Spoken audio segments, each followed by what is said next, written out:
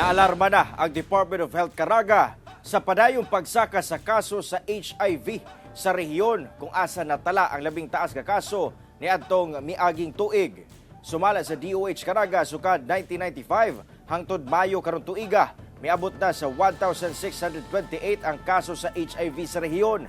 Nagsugod ang pagsaka sa kaso nitong 2007 hangtod 2022 nga miabot na sa 1,533. O sa miaging tuig natala ang labing taas ka ihap matag tuig nga anaa sa 340.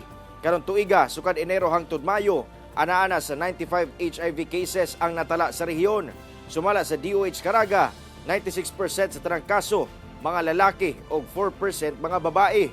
Sagad sab sa mga kasong mga lalaki ang nalambigit tungod sa sexual activities nga lalaki sa kapwa lalaki o men to men. Anasab sa 15 to 24 years old ang sagad sa mga kaso. Busag ipakusgan sa DOH Caraga ang ilang information campaign kalabot sa mong sakit. Parayon sab ang ilang panawagan nga magpa-check up ilabi na kung sexually active. Libre sab matud pa ang pagpakonsulta ug ang tambal pinaagi sa PhilHealth ug DSWD.